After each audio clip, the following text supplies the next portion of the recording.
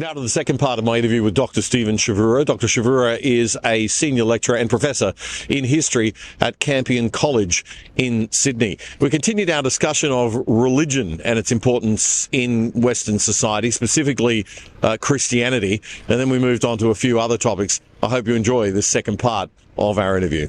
People like to condemn Christianity by condemning the church, and particularly my church, being a Catholic, and not to defend anything that went on in the Catholic Church, but certainly that was not unique to the Catholic Church, nor was it unique to Christian institutions. We also saw it in I covered a number of inquiries, royal commissions into governmental institutions and organisations that had very serious problems with child abuse in the same period. And I mean, we have to separate the institution from the religion. The institutions, which are flawed, of course, by their very nature, they're institutions of man.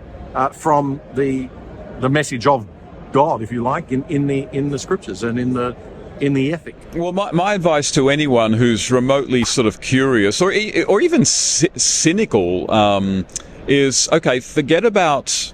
And this is a very Protestant thing to say, I know, but okay, forget about your own experience with a church. Go to the Bible. Pick up a Bible, read the book of Matthew or read one of the Gospels and just read about Jesus and just encounter Jesus directly in the Bible and take it from there. Your beef might be with the church. Okay, forget about the church for now. Just go to the main source, the Bible, and start reading it. Read the book of John or read the book of Mark, and just acquaint yourself with the man that it's all about. Start from there and see where it takes you. And I think, and I say this to everyone, reading the Bible regularly and praying for an open mind while reading the Bible, it is a transformative experience. If you don't like who you are now, and a lot of us don't like who we are now, start reading the Bible, pray for wisdom, and I think you will find it very transformative and just see where it takes you. Got nothing to lose. Yeah. All right, well, we went fairly transcendent there for a minute, but just going back to... From the sublime to the ridiculous. Let's go. Back to history. Yeah. So one of the ways in which I think the left has corroded the sense that our young people, one of the statistics that bothered me a lot was the number of surveys that have been done in Western countries showing that young people don't appreciate what they've got. And I think that's because they've grown up in it. It's like a fish doesn't appreciate it's in water, right? They don't realise that nature is more like Game of Thrones than it is like the Western civilized world in which we live. History is like the Game of Thrones. Yeah, so we are very fortunate. The corrosion of the historical story of Australia, in a short version, I mean, I know you've done an excellent podcast on this recently that people can search up with John Anderson, but just in summary for other side viewers, how would you put that in a nutshell, the way that we've been taught this idea that we should be ashamed of our past? Well, what we've been taught in a nutshell is that Europeans came over here with nothing other than an intention to make money and kill any Indigenous Australians who got in the way of that without any concern for their well-being whatsoever, and that nothing that the Europeans or colonisation has wrought Aboriginal Australians any good whatsoever, and that Aboriginal Australians would have been better off if we'd never come to begin with. And as a result of that, we should basically spend the rest of Australian history saying sorry and giving away land, giving away money to make atonement for everything. That's what they're taught in a nutshell. And the correct version? The correct version is that Europeans came over here with good intentions. They wanted to create an offshoot of British civilization, which was a much better way of living than many other countries in the world at the time, and that they naively, but I think in basic goodwill, hoped that over time the Aborigines would actually integrate into European civilization and enjoy the fruits of it. Now, when it started to become obvious that wasn't happening, what many missionaries did with the support of governments was start missions to protect Aborigines from many white people who would want to hurt them, but also from many Aborigines who wanted to hurt them. We forget that most Aborigines were killed by other Aborigines in tribal warfare. This is something that students are not taught. Aboriginal tribes were notoriously bellicose. They were very prone to warfare. They committed genocide. Like, we want to call them First Nations people. Okay, fine. If we want to call tribes nations, then Aborigines were practicing genocide against one another before the Europeans came here. If that's what we want to say. Yes, if we're going to call it a nation, then if you're killing the people from the other tribe, you're killing a nation. That's genocide. Absolutely. Yeah, I see. There's documentary evidence of Aboriginal tribes wiping one another out. Now, we didn't like that, and there's no doubt there were massacres against Aborigines by whites and vice versa. So things did not turn out the way we wanted them to, but as much as we could over time, we tried to make amends. We tried to protect Aborigines from one another and from white people. And by the end of the 1850s, Aboriginal men in the colonies have the vote. They're allowed to vote. Aboriginal men and women are allowed to own property. That hardly sounds like something you would do for a people if you wanted to wipe them out. But they had property rights, they had voting rights. Now that gets a bit complicated a bit later on, but basically the story is one of, over time, an attempt to try as much as we can to integrate Indigenous Australians into the best of what European culture has to offer, and for the most part it has succeeded. 80% of Indigenous Australians are well integrated into mainstream Anglo-European culture today. There's about a 20 or 30% who are doing it really, really tough. They tend to live out in the regions, and the problem isn't racism that they're facing. The problem is there's all sorts of cultural issues within Aboriginal culture that doesn't help them, and they're living very far away from good services. So there are a bunch of things that are leading to their disadvantage, but it's not racism. And so the true view of Aussie history is not that things went perfectly, that things went often horribly wrong, but also there were very good intentions for most of it. And over the long period of history, the overwhelming majority of Aboriginal Australians today are actually living much better than they would have been had colonisation not taken place. 1/3 of them would have been killed at birth. Almost certainly. The elderly, many of them would have just been killed. Women would have been treated horribly, as many of them still are in these remote communities. In actual fact, life is actually much better now. And that's assuming that nobody else came to colonise, and that there wasn't a World War I or II. Well, as the great Nigel Biggar, Lord Biggar said, if the Maoris had come here before and taken over before the British, they would have killed killed most of the Aboriginal people here and enslaved the rest. That's what they would have done. If the Spanish had come here, God help them all.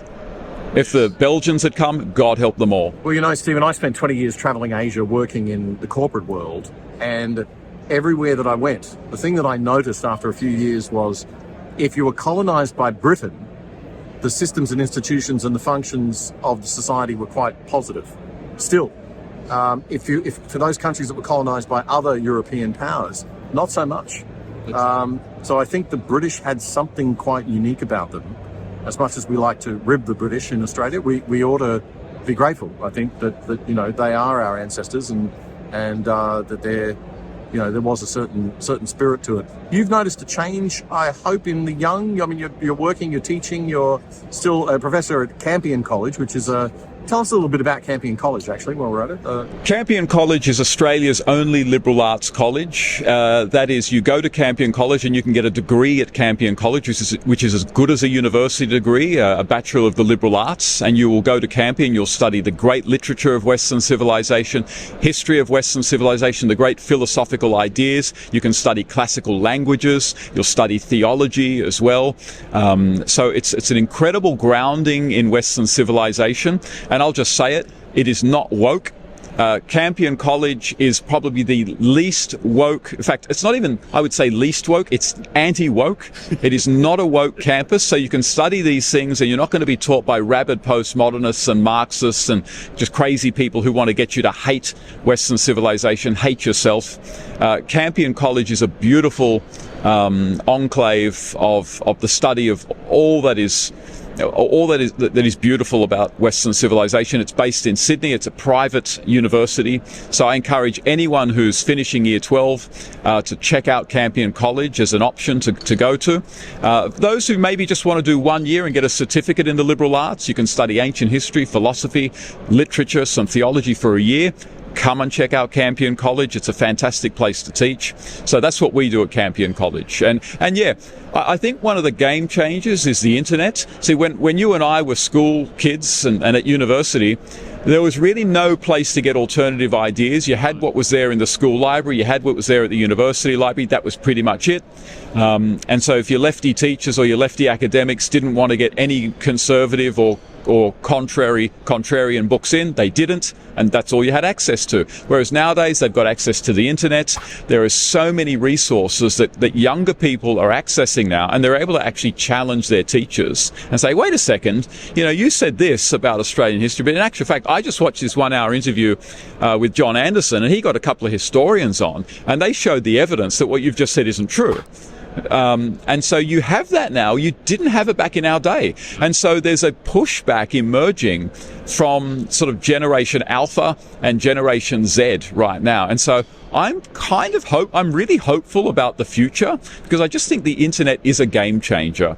And yes, for all its ills, it brings a lot of positive stuff. Absolutely, which is one of the reasons I was against the government banning of social media for under 16s, because that is making it more difficult for under 16s to access information that goes against the narrative they're getting in schools, universities, and from the government. So I was very much opposed to that, as I'm sure you were as well. There are a few people speaking here at ARC about the need for that. There is a strong push.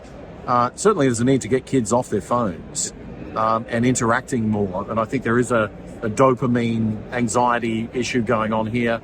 Also social, interactions between teenagers and things like that. But I think when we were on Sky News one night, you said, I believe there should be restriction, but it ought to be coming from parents, not the state. Absolutely. I don't think most kids below 16 should be on social media, but that's for their parents to sort out. Once the government starts intervening in that, that's when the bans will start to get a little bit broader. It'll start to broaden out. And again, it's a classic instance, and no one's spoken about this other than really you and me, I think, that this is literally the government banning under 16s from accessing a whole bunch of good information that they're just not going to find very easily elsewhere. And that's not a path that we want to be going down. We're yet to see how it can be implemented. So it may, again, as some of the more cynical people would say, and probably wisely, we need to keep an eye on whether this is really about just IDing everybody more than it's about for sure. Kids. Completely agree with you there. Yeah. Stephen, thanks so much for your time. Really do appreciate it, and I better let you get back to the conference. My pleasure, Damien. Love to come back on the show again. Love to have you. Thanks a lot. You may have noticed if you've been overseas on holiday recently that you can log into your streaming services like Netflix or Prime in other countries, but the shows they offer are different and sometimes even better. You're paying good money for those subscription services. Why can't you watch? Well, with a virtual private network, or VPN, you can log in from home here in Australia with an internet address from anywhere in the world, and big corporations and big government can't see where you are. Now, to be clear, criminals can still be actively found with police warrants, of course, but the average honest citizen will have their location protected from prying eyes of corporate marketers and government bureaucrats. If you sign up now with private internet access, we think they are the best VPN service out there. That's private internet access.